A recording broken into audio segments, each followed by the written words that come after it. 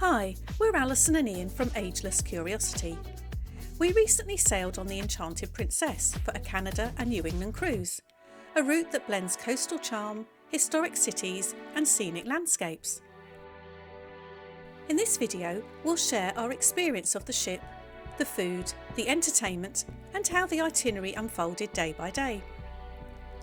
For anyone curious about this part of the world by sea, we hope our experience helps you decide if it's the right kind of adventure for you.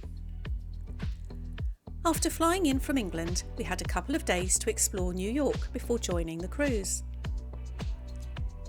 The itinerary took us to Newport, Boston and Portland in the US, followed by stops in St. John and Halifax in Canada, with one sea day before returning to New York.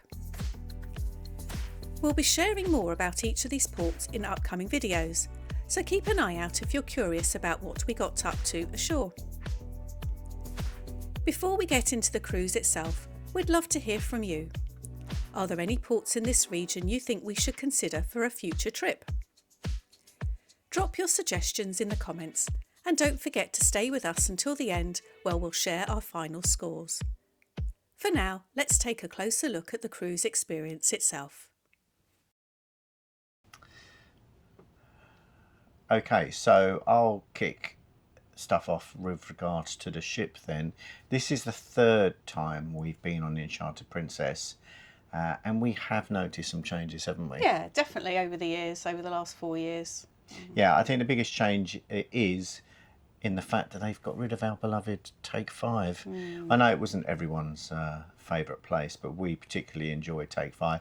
And what they've done is they've actually extended the casino and into calling it Double Down now, which is such a shame because it also actually removes a venue that some people would use. It was a bit of a walkthrough though from the theatre, but nevertheless it still had the jazz band were really good and good drinks as well.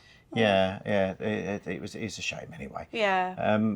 The medallion is still as good as ever, isn't it? Absolutely, yeah. So we chose to collect ours at the port and we've chosen to wear it on, you get it as a lanyard, but we've chosen to wear it. We don't feel like we want to be at work, so good old Amazon. We've got some accessories. Yeah, exactly. And it opens unlocks the cabin door, which is really handy. You don't have to faff around for your cruise card. One thing they are saying now though, when we first started, or when we first came on this ship in 2021, you were able to order a drink and then perhaps move about and they would find you. They now warn you and say if you move around, they won't necessarily find you with your drinks, so someone else could potentially nab it or something. Yeah. I think that's more to do with staff changes and maybe a reduction in staff and an increase in guests on board, making it easy for everyone. Yeah. So just bear that in mind. So it being 4 years since we've been on the ship, we have seen a little wear and tear, haven't we? We're not too much though. Yeah. There's a couple of holes in a couple of seats in the main dining rooms and also some of the patio furniture as well was looking the worse for wear, which I'm sure they'll change at some point. Yeah, it's easy just to change around to new furniture. But it's still in very good nick. Yeah. It's the Royal class is a traditional style, wood, gold, lots of shiny things. Yeah. Certainly in the atrium. Definitely. It has an atrium rather than a piazza as in the new type of ship. Yeah. And the international cafes sort of centred around that. And I think it's a step away from the new class of ships, Sun Princess being an example, and I'm sure Star Princess will be exactly the same, in a more contemporary feel. Yeah. But nevertheless, it's still lovely, isn't it? Definitely. Yeah, we haven't spent too much time outside, and that's partly because we've had such busy port days. And then when we come back on the ship, it's been the evening. But there's certainly lots to do up on the decks as well. Yeah, nice ship upstairs. Okay, so let's move on to the food. So there are 3 main dining rooms that are included in this ship. Amalfi's the one we've been going to, so that's one you book in advance, so you have to book up the time you want to go. Then there's Santorini, which has the very set dining, so it's either early or late, so it's 5 or 7. And then there's Capri, which is you just turn up as when you want to. So there's a few choices there. Yeah, and it's nice to be able to walk in, you know, if you're as you're coming back off an excursion or something along those lines as well. So there's something for everyone there. The quality of the food is probably the only issue I have with this cruise at the minute. It's a little bland, certainly in the World Marketplace, which is the buffet. There's little taste to everything. Everything is not. There's no spice in a lot of the stuff, which is a shame. And it's certainly different to what we're used to on the Princess ships. And also, everything seems to be lukewarm. It doesn't seem to be piping hot food. No. I don't understand if that's a conscious decision or whether we've just been unlucky. But again, it's something we've certainly picked up on. Yeah. Isn't it? Definitely. Speciality restaurants as well. We haven't actually had a chance to try any speciality restaurants, have we? No. And the part of the reason for that is a lot of people now choose the Premier package, and that includes speciality dining, so people have been booking that ahead. But we did, when we arrived on board, we did phone up and see if we could get into Sabatini's. We did get offered a time, and then which we accepted, but we did cancel because when we realised it was a time of the day where it's very busy because it's now in the atrium area. So on deck 7, so it would be quite noisy. It's not a nice intimate venue like we've had on other ships, so we ended up cancelling it. Yeah, it was a shame. But then on the opposite side, you've got Gigi's anyway. Yes. Which is the casual dining. So which is fantastic. Yes, so we had the Plus package.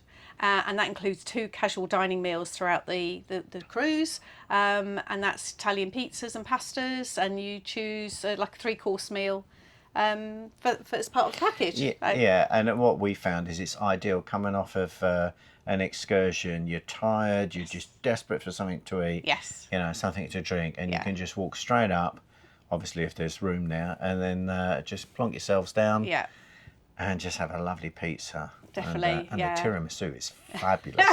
And of course, up on the top decks, you've got the pizza and sort of the Alfredo slice, the chips and sort of burgers. I think again because people have been out at lunchtime on excursions out in ports that hasn't been utilised quite so much. No, but it's still available there. And of course, International Cafe, which we do love. So that's open 24 hours a day. So that's down on deck 5 in the atrium area. Yeah. And you can get hot drinks, which is, you do pay for those unless you're part of the package, but the food is free, so there's a few bits and pieces for breakfast and lunch. And ironically, it's probably some of the hottest food on the ship as well. Yeah, they cook it. They cook it fresh in there, don't they? Exactly. Yeah. It's just a favourite, isn't it, of most Princess diehards. Definitely. And just say, I don't eat meat or fish, and they did have a vegan menu in the dining room that I could have chosen from. They do have some options. They're very cater very well for dietary needs, so that's something to be applauded. That's definitely improved actually, because there's even specific corner in Marketplace for dietary, for gluten-free, vegan, vegetarian, healthy they called it, and sugar-free things. But the general labelling for other things hasn't been as good as we've noticed on some other cruise lines, so they don't say exactly what contents are in a dish. I suppose that takes a lot of time to do that. So I think to sum up, not bad, could do better. Yeah, we've not gone hungry as ever. It's been absolutely fine. Yeah, and just to say that we have been able to have a kettle in our cabin, so we've been able to make our own little drinks if we've needed to. Typical Brits, always love our tea, don't we? Always love our tea. Okay, so the cabin. We've got a cabin at the aft. We are on a Baja deck, which is deck 11. Mm-hmm. And 738, and if you go and watch our cabin review, we'll obviously go into this in far more detail. But we love an aft view, don't we? We do. So we're saying it's aft. It is actually at the aft of the ship. Absolutely stunning. Looking out over the wake, and I don't think you can really get anything better, especially on sea days, etc. Yeah. And our wonderful cabin steward Zaldi has been fabulous throughout. We'd like to say thank you to him. Because nothing's too much for him, is it at all? Not at all. And they work so hard, bless them. And he's been really, really good. Definitely. Your general thoughts on the cabin? Yeah, so it's a premium deluxe balcony, so we've paid a little bit more for it, and that's because it is at the aft, and it is slightly larger. It has got a sofa here, so it can accommodate 3 people. The Princess bed has been absolutely fantastic. bathroom's a bit on the small side and has a shower curtain. Shower curtain, but but it's been fine. The water's warm and there's enough of it, so yeah, no complaints there. The toiletries though, they don't have separate shampoo and conditioner, so ladies, you may want to bring a separate conditioner along. Yeah, and the hairdryer? Hairdryer's not great. It's one of these on a long lead from the drawer. Not very powerful. You have to keep your thumb on it. Not as bad as on Ruby Princess. That was a really archaic contraption on the wall, but it's still not as... You'd expect a separate hairdryer these days. Well, I don't know. You're talking to someone that hasn't used a hairdryer for 10 years. So. And sockets. There's no sockets, plug sockets by the bed other than a USB cable in the lamp. So it's a bit, All right, you're telling them too much. Yeah, you have to go back and watch that video. Go and watch a specific cabin video for the everything, all our thoughts on that. Next thing I guess we need to speak about is entertainment. Yes, definitely. Thoughts on the entertainment? So I always enjoy the cruise director you have on a princess ship. They're always quite flamboyant individuals, and Alessandro's definitely the case. Certainly on Princess. Alejandro's from Argentina. And he did a great piece in the theatre yesterday, didn't he? About the periods and their experiences of when COVID hit and what Princess themselves went through and did, which was amazing. It was. So it was very informative but very funny. He's somebody to laugh at. Yeah, they're very good at their entertainment in general. Princess are probably our favourite cruise line for entertainment. Quizzes, of course, we need to mention it. Unfortunately, we haven't got a trophy or anything. Yeah. But we won the ABBA quiz, didn't we? We did, indeed. I think our first which is night. as much of a surprise to us as it was to everyone else. But the theatre and the quizzes are packed. Absolutely packed. You have to get here so early. People bizarrely trying to hold seats of 8, a row of 8 seats, which was upsetting quite a few people. So I don't know if any of you ask me to hold any seats for you, it's not happening. If you can't be there on time, you won't find yourself sitting next to us. But with regards to the theatre and the shows, the only shame is that they're the same shows that we saw on here when we first came on here 4 years ago, namely Rock Opera and Five Skies. Both are great shows, don't get me wrong, and the singers are fantastic. But it would have been nice to have seen something slightly different over that particular period of time. Definitely. I don't know why that is. Maybe there's a contract involved or anything like that. Yeah. But so if you've been on here before and you're coming back or you're thinking about coming back on, expect to see the same stuff, really.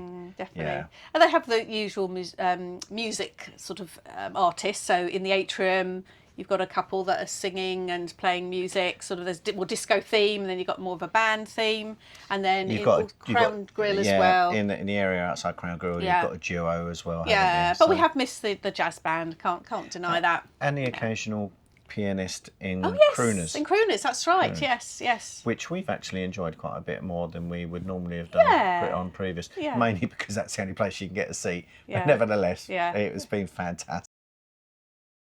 Okay, so the last thing we're going to be talking about before we give our scores is the itinerary, and I'm going to throw this one over to you because I know you've got quite a bit to say about the itinerary. Well, yeah, I mean, we do a lot of research before we book our cruises, so we specifically wanted one that was up the east coast of America, sort of stroke Canada. There's quite a few that are only 4 ports, so we did want something that started and finished in New York, which this one has done, and it had 5 ports because quite often there are only 4 ports. So we have been to the American ports of Newport, Boston, then Portland, they're all America, then Canadian, St. John, and Halifax. Yeah. Well done, she's got it, she's done it. Yeah. Yeah, they were fantastic ports, and we've been blessed. If depending on when this video goes out, the videos for each of those ports may already be out. So if you haven't seen them, please consider going back and watching them. But if this video goes out first, because we haven't made a decision yet, then make sure you subscribe and look out for them. The weather has been fantastic. We have been absolutely spoilt with the weather, haven't we? So we're sort of mid-September, So we have come at the beginning of fall. So we've had the nice weather and slightly longer days, but we haven't had experienced the turning of the leaves quite as we may have or could have done so if we'd come later in the year. But then it would have been colder. So you have to weigh it all up, don't you? But the ports themselves, a couple of them were tenders. Yes. Two or three Yes, of them were tenders. Newport and Portland. Yeah, tenders. Which are fantastic. And they themselves were lovely tender rides in as well. Yes. Because they were reasonably far out. The only disappointment I think we had port-wise was Boston, ironically enough, in that we arrived late anyway. Well, later. It was planned to be late. We knew it was going to be late. So it was later in the day. 12 o'clock. Yeah. So 12 noon. We'd already booked something, and we're not going to spoil it for you as to what we'd booked. So you'd have to go back and watch the video for that. But it didn't then give us too much time to get into the centre of the city.